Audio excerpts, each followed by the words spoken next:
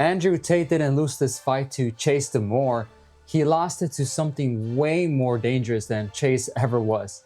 And if you ever stepped into a ring, even once, you probably already know exactly where I'm going with this. Because what we watched on that Misfits card wasn't a mystery. It definitely wasn't a robbery, and it damn sure wasn't scripted. It was a fighter getting eaten alive by his own head. So let's set the table real quick.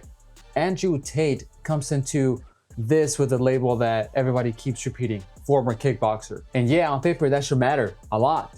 And we're talking about a guy who's been in real fights, in real pressure, with real consequences, not this influencer chaos. I mean, actual competition. So when people saw how flat he looked, how undisciplined he looked, how quickly the tank emptied, everyone immediately jumped to excuses. You know, he's washed, he's old, he didn't train, it was rigged. And, you know, maybe some of that is true, you never know, but none of that really explains what we saw, because we've all seen Andrew Tate box before in sparring clips and what's so. And I'm not talking about highlight clips edited to look cool. I'm talking about raw sparring footage. You know, hands low, relaxed shoulders, fast reflexes, let's say 70, maybe to 80% of effort. And I think that version of Andrew Tate, that relaxed one, he probably wins this fight. That's what I think is the truth. That Andrew isn't trying to prove anything. He's not tense, he's not stiff, he's not breathing through his mouth by round 2. He's just moving, seeing, touching, staying loose. He sparred intensely with legit boxers, including that one heavyweight in that sparring footage we saw, I think it was last year.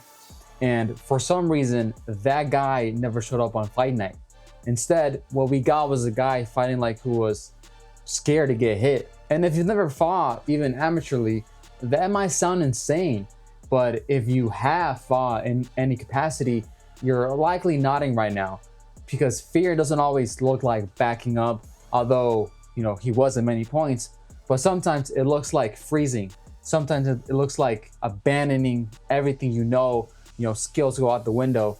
But let's talk about discipline, because this is important. What we saw was a stance with hands down, chin up, standing tall in front of a heavier guy who's literally looking for one clean moment. You know, that stance works when you're relaxed and sharp. It works when you're reading shots and rolling with them, right? Andrew Tate is not going to start doing the Philly shell like Floyd Mayweather, right? But it also does not work when your nervous system is fried. And once Andrew started to fade, that stance became a liability. Because by the way, even if the high guard isn't your strong suit, I think attempting it would have yielded way better results. And even if Chase, even if he's a hard puncher, it's not like he was throwing some legit power shots that will break through the guard. And I think some people are being way too kind. Because yes, Chase is a big dude. Yes, clinching with a heavyweight like that probably does cost a lot of energy. But if you're the more experienced fighter, you don't live in the clinch. You don't accept it. You don't wrestle when you don't have to. What you do is you create distance. You reset. You make the other guy miss. That's boxing 101, not high level stuff. It's honestly just basic discipline. And what really bothered me, Andrew Tate being the pro in this case, he didn't manage distance. He didn't jab consistently, nor did he tuck his chin when it mattered most. And Chase DeMoor, a guy with a very limited skill set, was able to land clean. That should not happen if fundamentals are intact. And no, it's not me pretending that Chase is an elite boxer all of a sudden, because he's not. But let's talk about Chase as honestly as I can keep it. Because Chase did not look like that one meme that everybody's sharing around. So credit where it's due, because he has improved.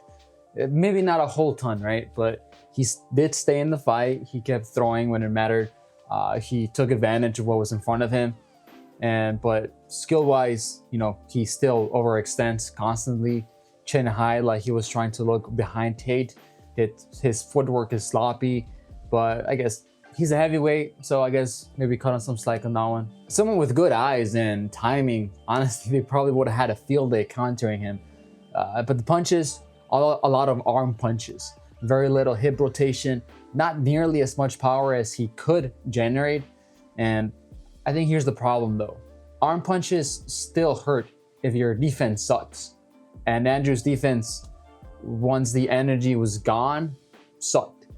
That's how you end up with a busted face against someone who, technically speaking, shouldn't be catching you clean. In my opinion though, an important thing I think people are overlooking is that Andrew didn't gas because Chase was doing something special.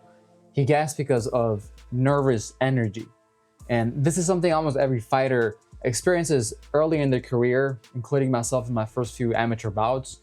And now I'm trying to switch into kickboxing, so I probably will experience it again as I try something new. But that is, you burn more energy before the fight, during it. The waiting, the anticipation, the overthinking, your heart rate is elevated hours before you ever touch the gloves. And then the bell rings and your body jumps adrenaline like it's on fire. That's the very first thing my coach told me on my fight day. That adrenaline dump could be brutal. Your arms feel heavy, your legs stop responding, your breathing goes to hell, and suddenly things you've drilled 1,000 times disappear. And if that sounds familiar, it should, because that's what I believe we saw out of Andrew that night. This is why you see fighters doing weird shit before fights. Like Ryan Garcia had a whole orchestra playing for him in his fight against Haney. Conversely, on the other side, Evan Haney and his team stay loose, vibing, keeping everything light. It's not for the cameras, it's for managing the nervous system. And that's why this performance shocked me. Not because Andrew looked bad, but because this is the kind of mistake that you expect from someone early in their journey, not someone who's been there before. But I guess we do have to acknowledge that Andrew hasn't been in a real fight in a long time. You know, sparring is not fighting, even hard sparring. The pressure is just different. And when you combine that with expectations and potentially millions of eyes watching, that's how you get exactly what we saw. And let me be clear, this isn't me saying that Andrew has no skill, because he does. And that's what makes this worse, because this wasn't a lack of ability, this was a lack of presence.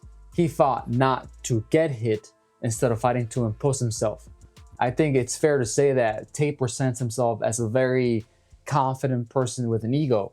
That person was who needed to show, not to see if he still has it, like he himself mentioned in the post-fight. But truthfully, the result I wanted was to see if I could still do it. But to show this punk-ass kid what actual fighters can do. Let's circle back to Chase for a second. Chase also gets tired easily. That's not a secret. But a tired Andrew Tate, on paper, should still dominate. Experience alone should carry you through moments like that. But I think experience only matters if you're calm enough to use it. I know amateur fighters, smaller weight classes even, who would have handled both of them without really breaking much of a sweat, especially based on these performances. And that's not me trying to be disrespectful, that's just a simple observation. If you don't believe me, just attend a local boxing show and you'll see. Sometimes you'll catch some real killers in there. So when I say this was Andrew's fight to lose, I mean that literally. No one took it from him. He handed it away. That ego wasn't there. Instead, he looked cautious. He looked hesitant. This is something fighters learn the hard way, sometimes early, sometimes late, and sometimes after a long break. It's also a good reminder that fighting isn't about who looks good on pads. It's about who can stay calm when the bell rings. And if you do want to see someone who does utilize the high guard well and would have that field day with Chase, check out Benavidez against Yard, an interesting fight that lanky build against an athletic bodybuilder build like Chase. Click here to see that breakdown and subscribe for more fight discussions like this. See you.